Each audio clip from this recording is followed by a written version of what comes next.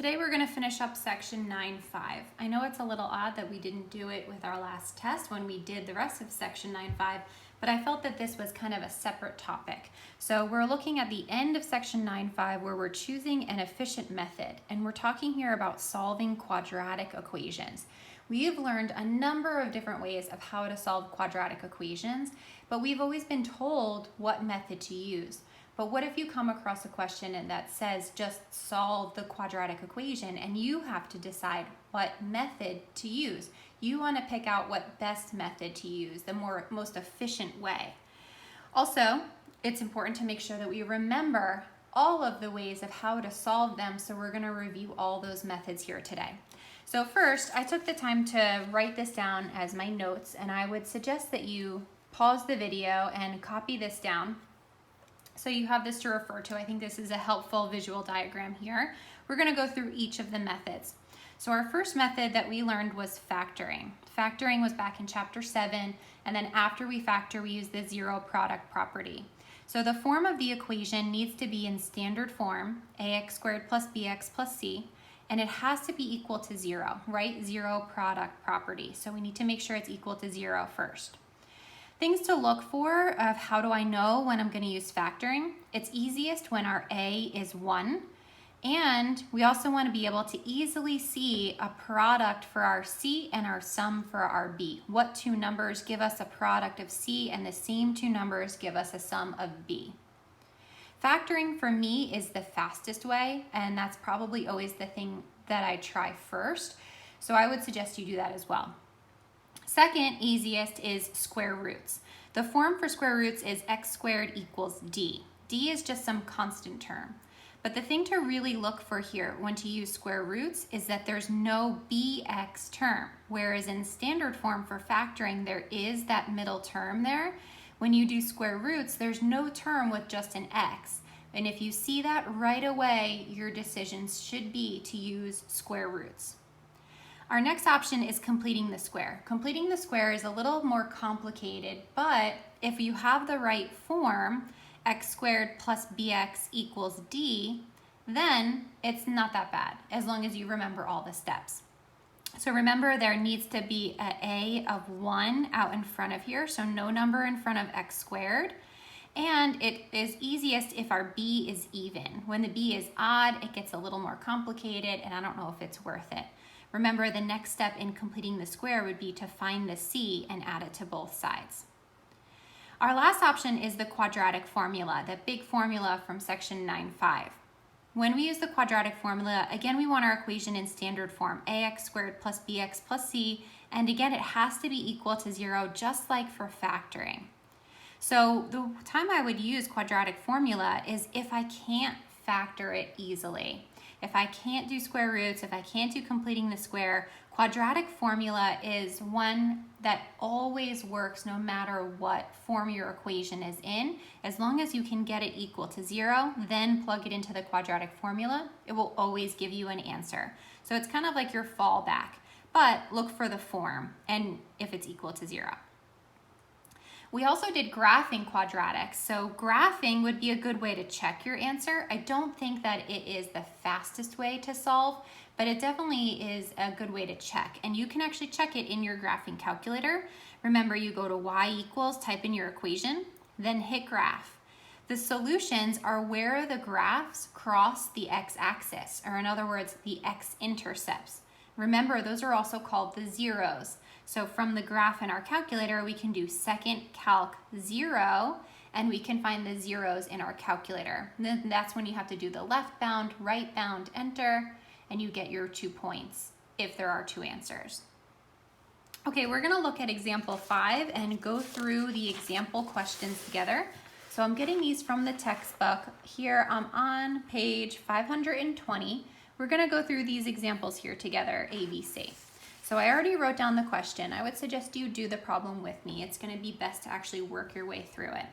So let's take a look. We have x squared minus 10x equals 1.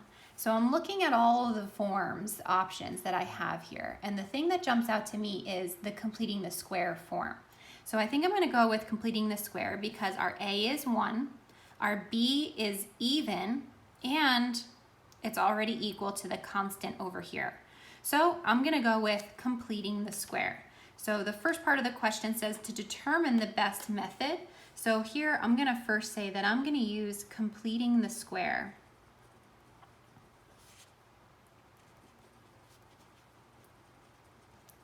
And the reason that I'm choosing this method is because of the form. The form is x squared plus bx equals d. And I noticed that a is 1 and b is even. So it has the form, it has the a I want, it has the kind of b I want. So completing the square is our best option here.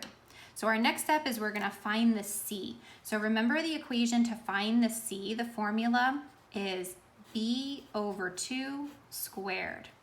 Let's plug our numbers in. We have negative 10 over 2 squared.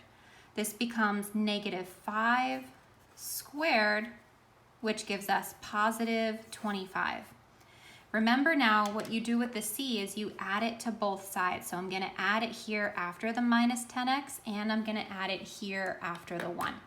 So now my equation is gonna be x squared minus 10x plus 25 equals 1 plus 25. So again, I took my original equation and I just added 25 to both sides because that was my c. Now on the left side here, I just created this perfect square trinomial. So now let's factor the perfect square trinomial.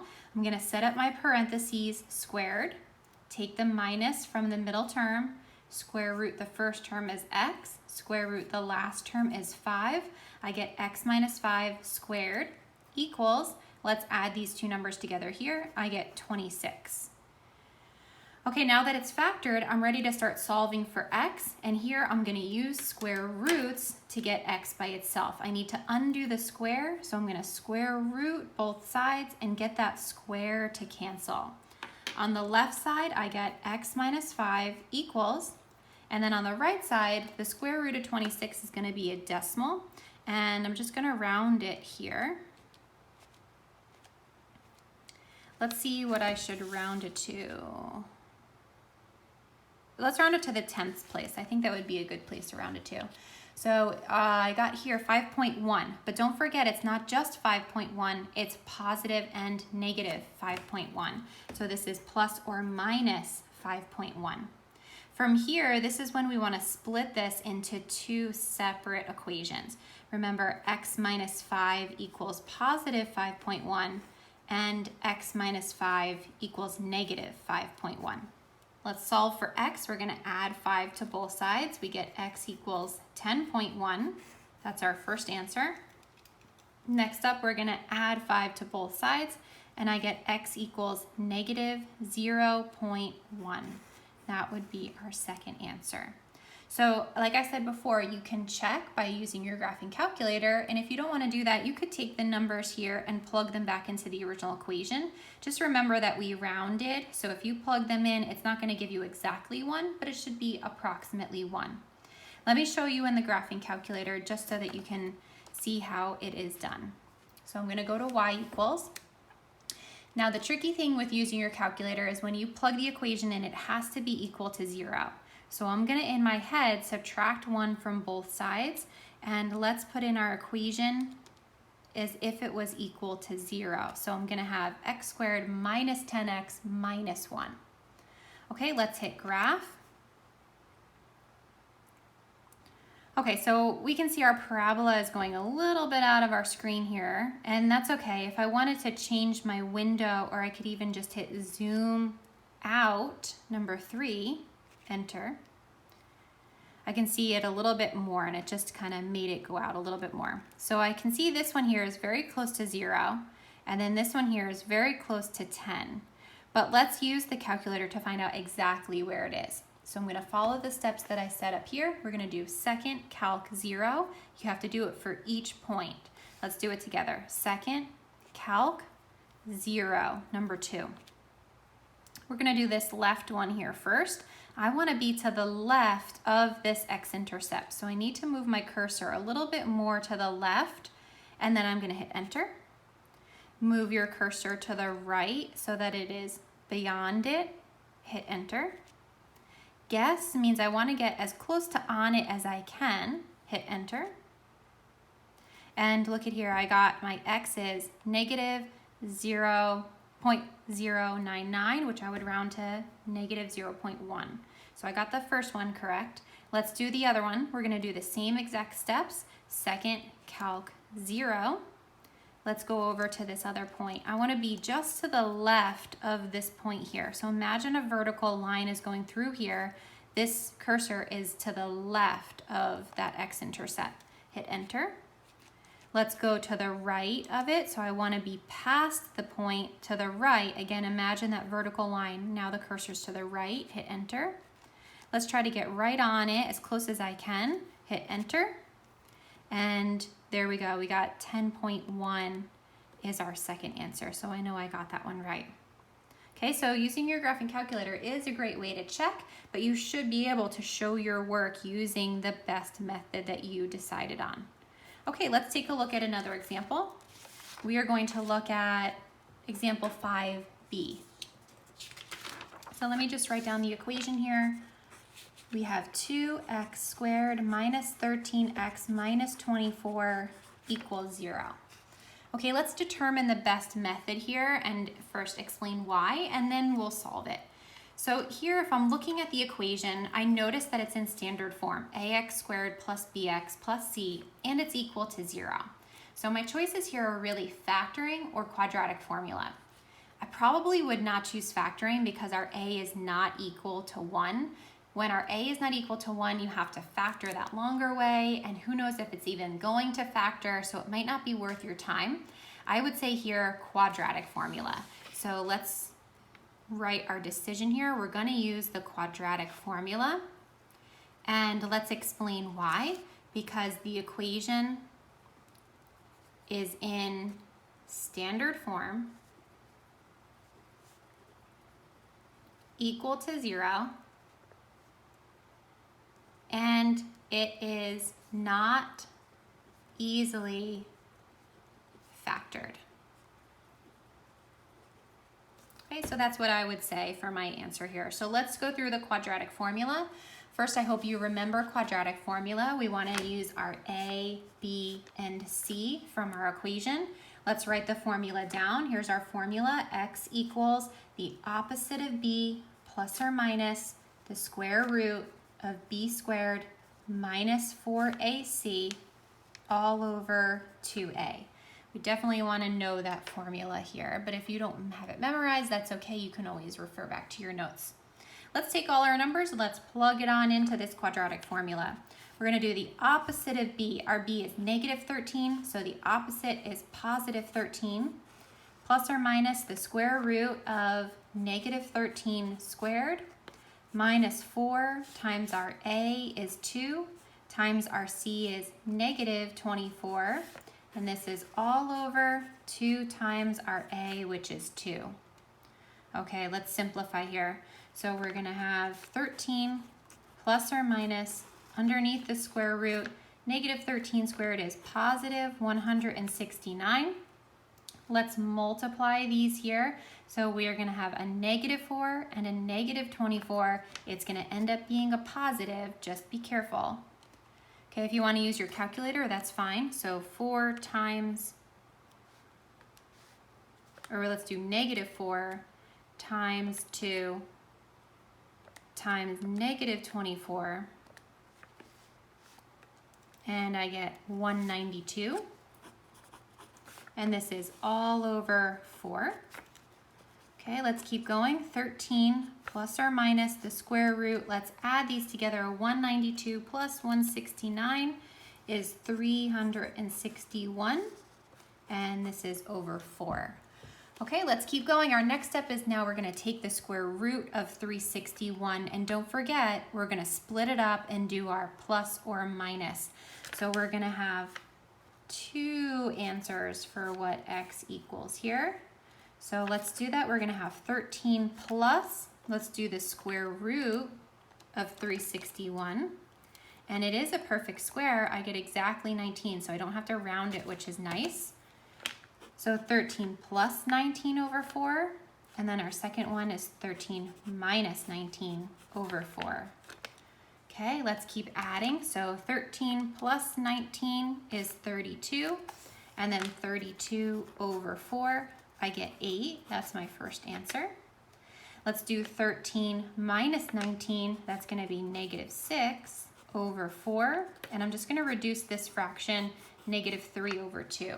If you want to write it as a decimal, you can also do that. Negative 1.5 is totally fine. Same exact thing. And there we have it. We got our two answers, 8 and negative 3 over 2, or negative 1.5. It is definitely worth your while to take the time to check your work. So if you want to take your numbers and plug them back into this equation, you can do that. Or again, you can use your graphing calculator to do the zeros. For this one, because these numbers were a little bit easier, I'm gonna just take the numbers and plug them into the equation for both the x's and see if I get the right answer. So I'm gonna just type the whole thing right into my calculator. 2 times, let's do 8 first, 8 squared minus 13 times 8 minus 24. Yep, I got 0, so I know 8 works. Let's do the same thing. We're gonna type in negative 1.5 or negative 3 over 2. So we want 2 times negative 1.5 squared minus 13 times negative 1.5 minus 24. And yep, I got 0 here as well. Okay, you can also use your graphing calculator. Let's see what that looks like. Let's go to y equals. Let's type in this equation. 2x squared minus 13x minus 24, and it's already equal to 0, so I don't have to fix this equation. Just type it in how it is.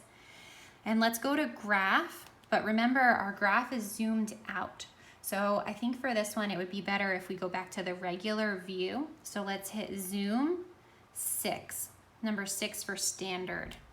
And then that takes us back to our regular view here. And here we can actually easily see, this definitely looks like this is at about negative 1.5, and this looks like it's at about 8. So I'm pretty satisfied that these two are definitely the answers that I found here. If I wanted to triple check, I could do second calc 0 for both of these, and I would get the same numbers here. Okay, let's do another one. We're gonna do letter C.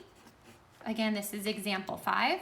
We have x squared plus 8x plus 12 equals 0. Okay, let's take a look at this equation. So right away I notice that it's equal to 0. It's in standard form. The first thing I'm going to check right now is, can I factor this? Since my a is 1, that's something that I could easily try to do. Let's look for the product of 12 and a sum of 8. So what two numbers multiply to give us 12 and add up to 8? 2 and 6. 2 times 6 is 12. 2 plus 6 is 8. This is easily factorable. So let's definitely choose factoring. We're going to choose factoring, and the reason is because it has the form x squared plus bx plus c equals 0. And you can see the sum for C, the product for C and the sum for B. Okay, so let's do it. Just a quick reminder. Remember, our product is the C and our sum is the B. Our B is 8 and our C is 12.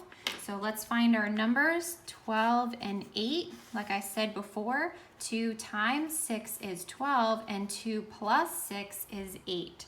So let's go ahead and factor this expression. So when I factor it, remember I'm going to set up my 2 parentheses here. Don't forget equals 0 at the end. I'm going to break up my x squared to be x and x. And then I'm going to use my 2 numbers here, 2 and 6, positive 2, so plus 2, positive 6, so plus 6. And now I factored it. But don't forget, I still need to solve. So now we're going to use the 0 product property. Let's set each factor equal to 0 and solve. So let's do x plus 2 equals 0. Then our second factor, x plus 6 equals 0. Let's get our 2 answers. Let's minus 2 from both sides. X equals negative 2. And let's subtract 6 from both sides, and we get x equals -6. And I just solved this quadratic equation by factoring. Let's double check our work just so that we can see. I'm gonna type these numbers into the equation in the calculator. I think that might be faster, or I could go into y equals and type this equation in y equals and look at the graph. Let's do the graph because I'm already here. We're gonna do x squared plus 8x plus 12. Hit graph, and look at here where it's crossing the x-axis here at -2 and over here at -6. So I'm pretty satisfied with this answer.